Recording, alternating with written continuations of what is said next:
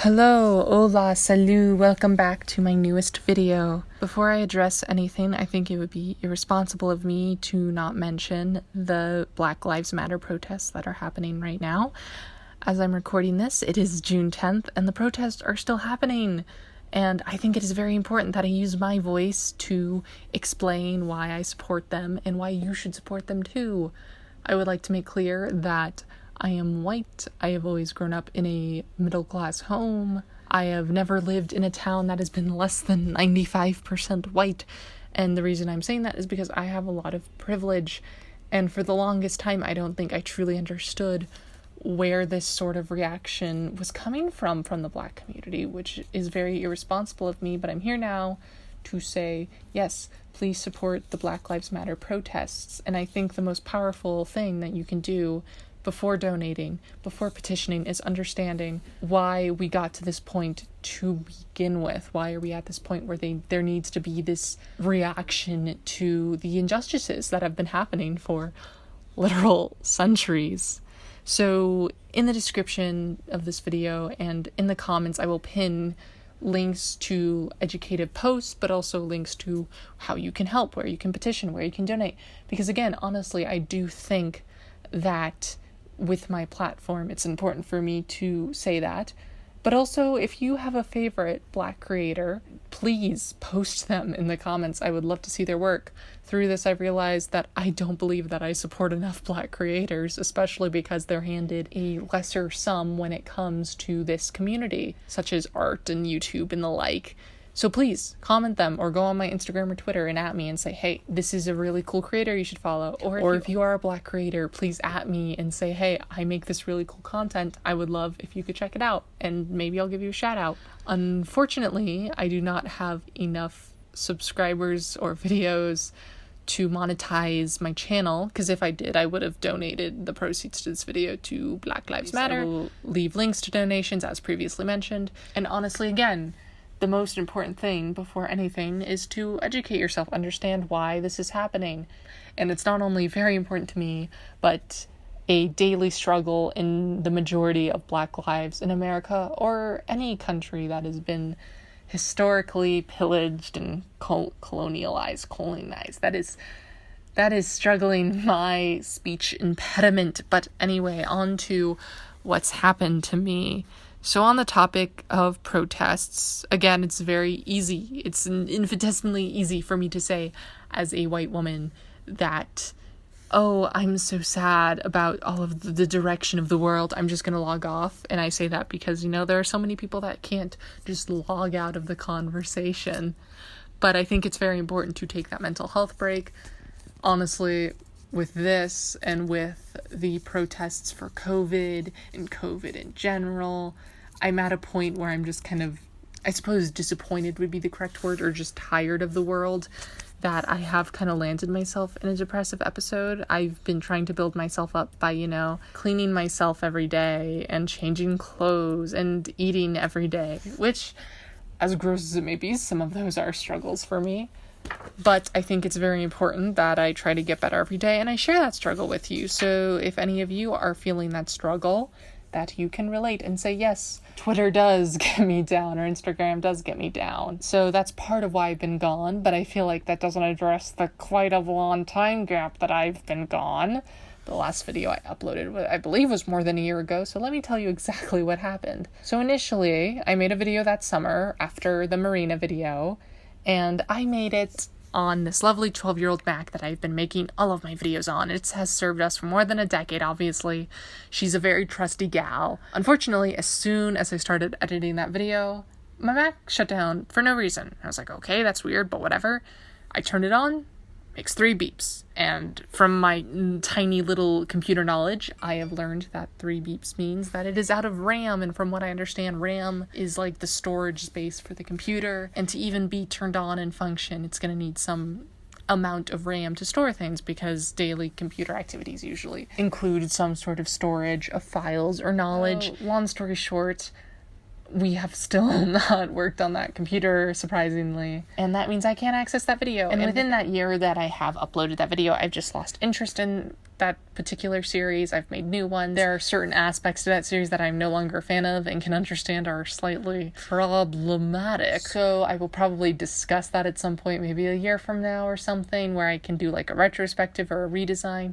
Anyways, so where I am now, after that video obviously was school, which that means my speed paint schedule was going to slow down anyway, but with that, I had a very toxic group of friends that I will again probably get into one day, maybe 2 weeks, maybe 2 months, maybe 2 years from now. I don't know, but I would really like to tell that story just when I'm in a safer environment to tell it. But the short of it is, I had a group of highly toxic friends who had great control over how I felt because they were just not very good people. I don't even want to phrase it like that. Again, it's very complicated, but the way that this affected my output was that it just made me very sad all the time. And when you're very sad all the time, you don't really feel like painting beautiful ladies anymore. You just kind of want to sit in your bed all day and look at Twitter memes. But that's really how it affected me, and it was very, very sad. But again, story for another day. The more I talk about it, the more I'm tempted to get in with it. And then that leads us to about March. And at that point, you know when you don't do something for a long time, you're like, oh, I'll do it eventually, and then you just never do it. And then that gets us to here, where I'm at a point where I was like, oh, I don't know if I want to upload a video like that because it's going to go to those friends and they might see it. But then I realized they were never subscribed to this channel.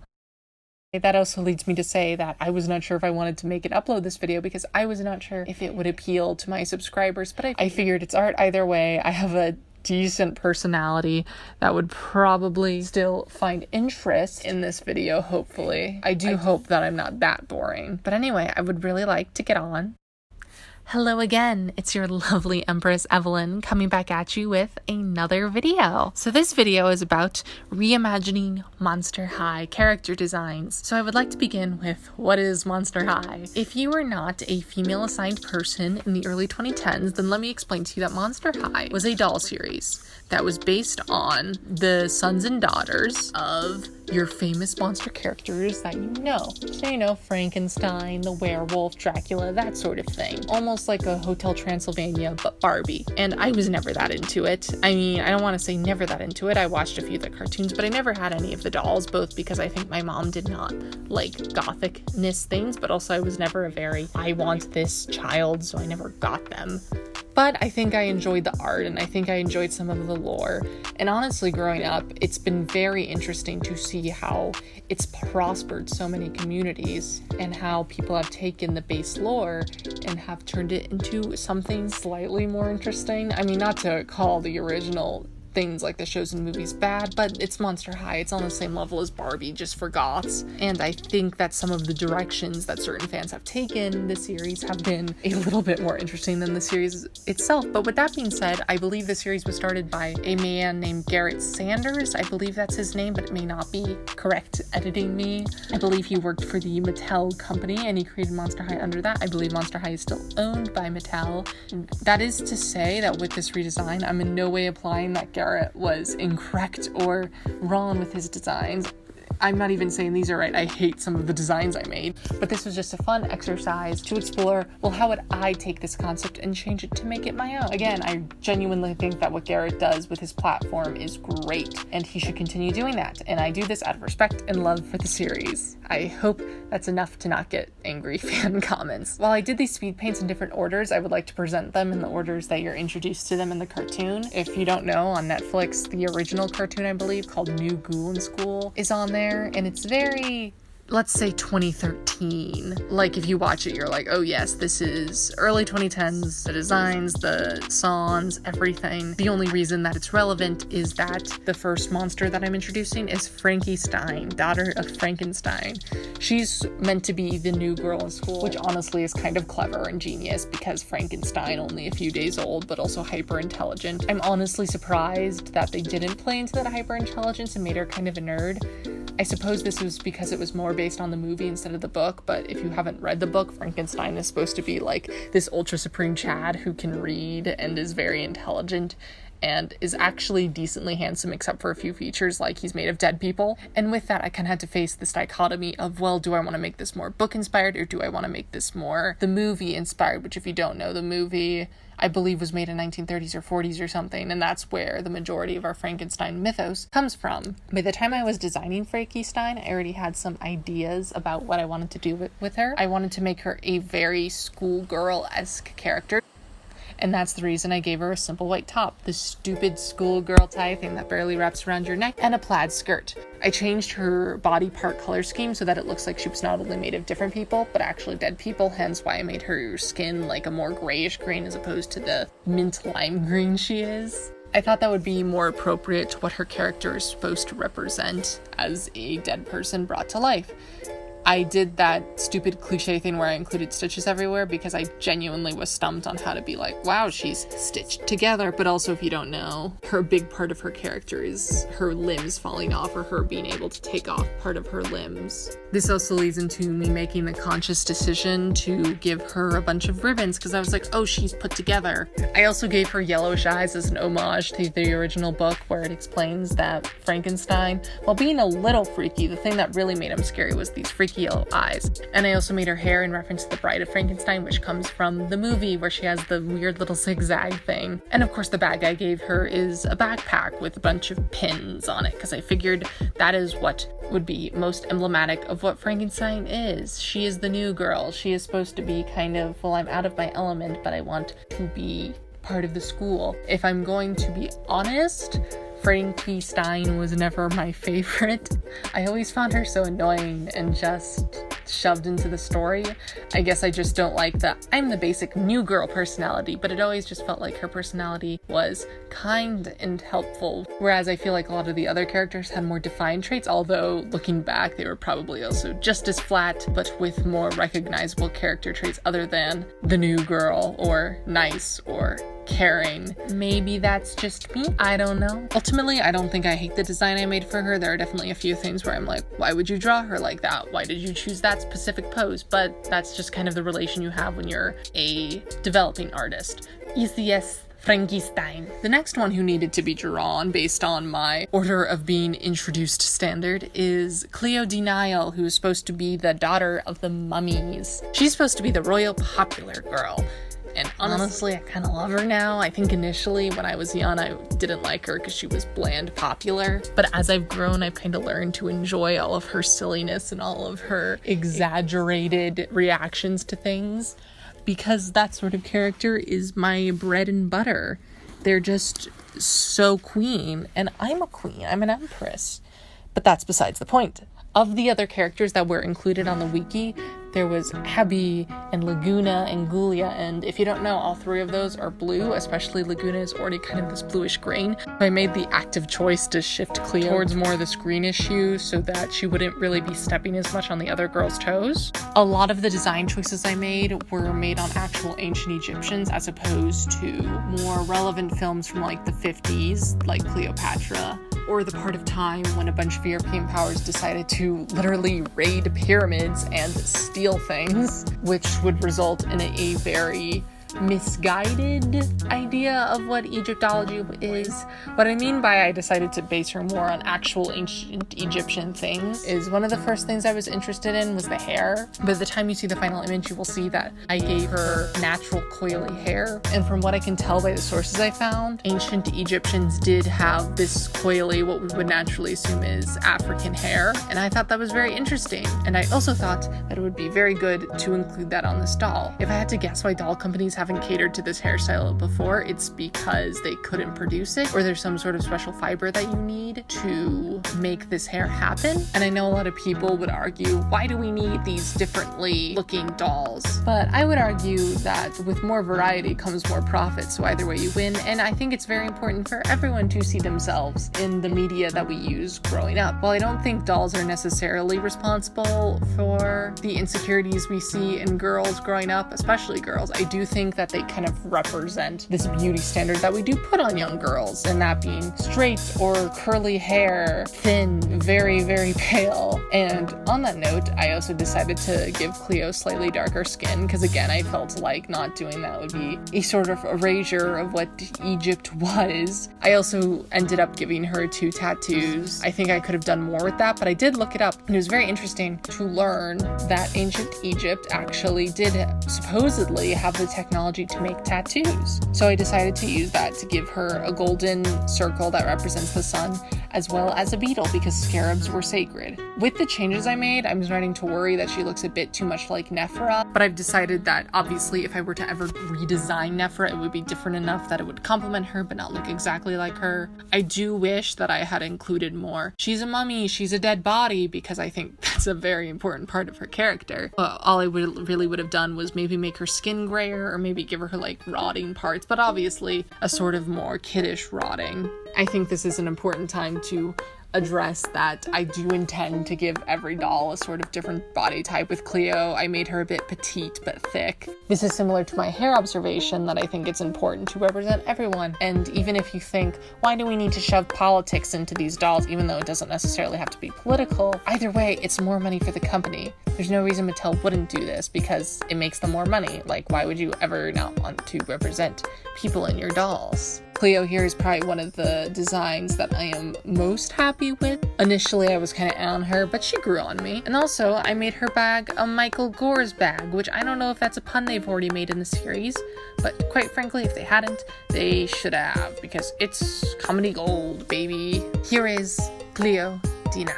So the next ghoul introduced is the daughter of Dracula, Draculaura. We're really hitting the quota for these great puns. I'm gonna open this up with, this is the one that I'm least proud of. I mean, look at her boots. The design is uneven, the design isn't great. I kind of wanted to make her chunky, but I also wanted to make her short, and I was like, oh, I'll make her chunky and short, but it still looks weird. I don't know, I don't enjoy it. I think part of the reason for that is because I probably had the least ideas for her, other than like, oh, she's gothic. For each of these designs, I decided to look on the website, which by the way has not been updated since like 2014, because they still have all of the old descriptions, even though they rebooted the series. From what I gathered, a lot of her design does center around the contrast between hot pink and black, so I didn't really want to mess with that too much, because I felt that was a very core ideal to her character, is that, oh, it's the contrast of hot pink and black. I kind of enjoy her face. I feel like even though it looks kind of dorky, that the long elongated nose is very cute, and the overly overbite fangs. I tried to give her a more grayish undertone because, again, the vampire is a dead person. I wanted to make her look like a sort of living dead character. I still included all of the important things. I included her heart details, the umbrella, the pigtails. I honestly do believe that it didn't change that much from the original design. Instead, I just took the base elements and took them in a different direction, if that makes sense. I would like to end this off with a fun fact I learned. The original author for the original Dracula book, Bram Stoker, was supposedly gay, which is a great fact for Pride Month. And if you want an even greater fact, he may have very well had a one-night stand with Oscar Wilde, which makes my very English heart jump with glee, because I can only imagine the great books that they thought of together. And apparently, if you read the original Dracula, there's a lot of readings you could do that imply some gay theory, but I have not read the original Dracula, but I hope to this year, so maybe I can update you all on that. But I think it's a perfect fact for Pride Month, and now is probably a good time to mention that if I ever mention in this video, like, hey, I found this interesting fact, I will most likely include a link to that in the description. If you want to find that interesting fact, if you're like, I don't think there's any substance for saying that, then you can check out my description and learn why I think that. And if there's something wrong with my sources, you can tell me in the comments. You might just learn something new about a culture that you had no idea of. So with that, here is my final design for Draculaura. The next ghoul that was introduced in the short was Ghoulia.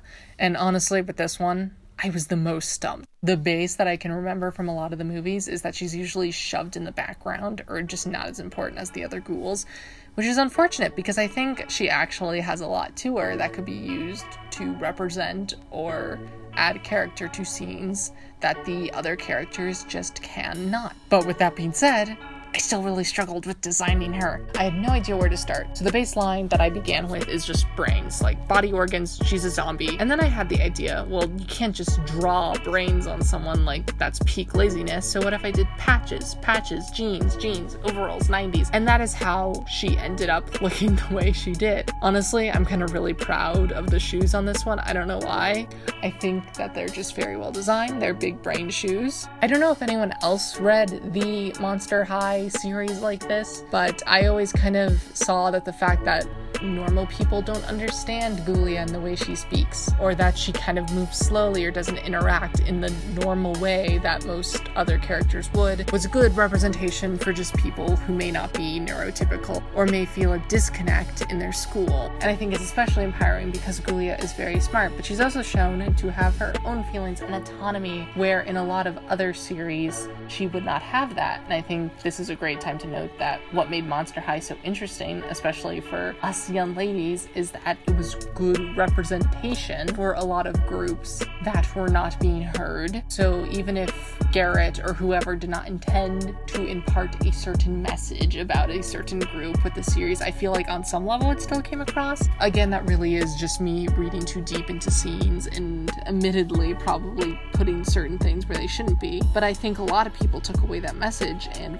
it was for the better. I think girls who grew up with it learned more about how to be accepting and how to, even more importantly, accept themselves. Leads to more, which overall I think leads to more positivity. Again, I gave Ghoulia very gray skin, and I even gave her some veins that are very visible. I made her chunky. She's a smart girl, and it said on her profile she likes to eat fast food-wise, and she's chunky. And of course I gave her those signature glasses, and on her website profile it said something along the lines of, oh, I always have my glasses on. But enough of me waxing on about my beautiful zombie gal pal. Here is Ghoulia Yelps.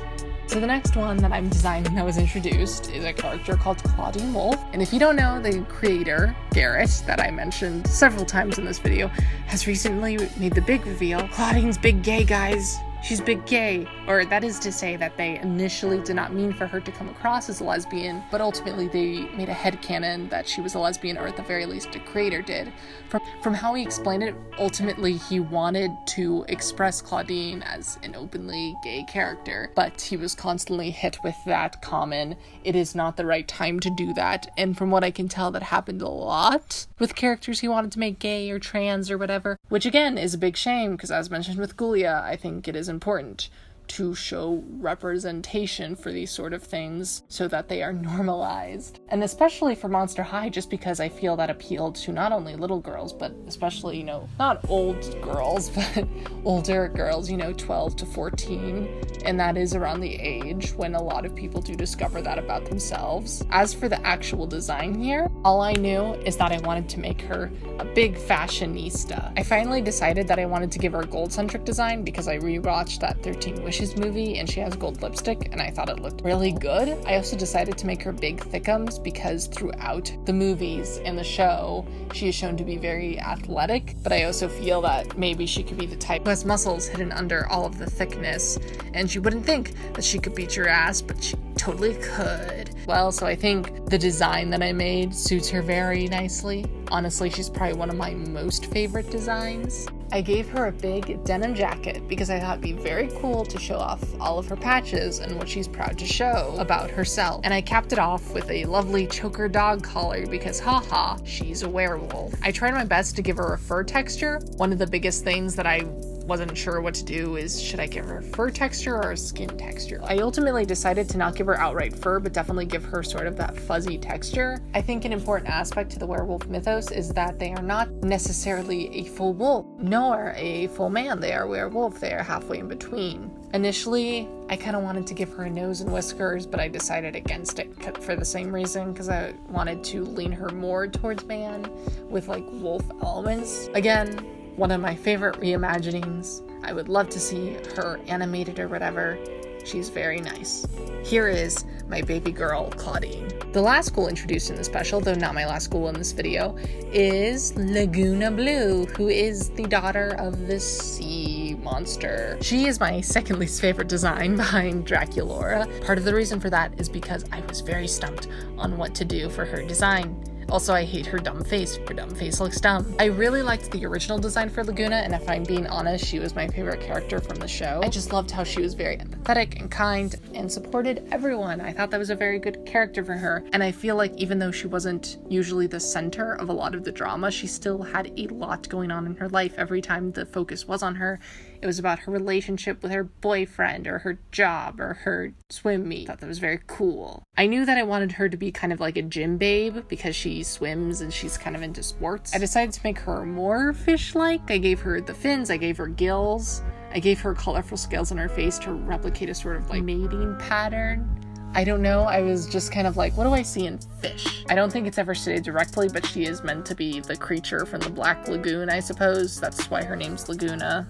But if I had to assume, there's some sort of copyright or something, and that's why they couldn't explicitly say this. While I'm introducing these characters in the order of how they were introduced, I did not do the characters in this order. And Laguna was the last one I did because I was so uninspired for what to do to her. I made her tail into like a fish shape because I thought that would be cool.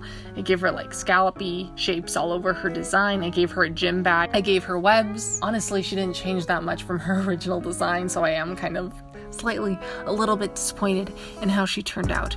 I don't hate her or anything. We're not at Draculaura levels, but I definitely wish I could have done more with her. That is Laguna. Last but absolutely not least is Abby. Abby was weird. I went on the wiki, and do you remember that original main group I mentioned? Abby was there. If I had to guess, the reason they did this is because in almost every movie or show, she usually shows up and hangs out with the main group of girls. I was a little taken aback that she was in the group, but I was glad. Honestly, behind Laguna, I am a big Abby stan. I just love how she's very strong and opinionated when I feel like a lot of representation for women just weren't, at least not in the way Abby was. I think in a similar way to Julia, she was supposed to represent being foreign and struggling being in an environment that just doesn't accommodate to you.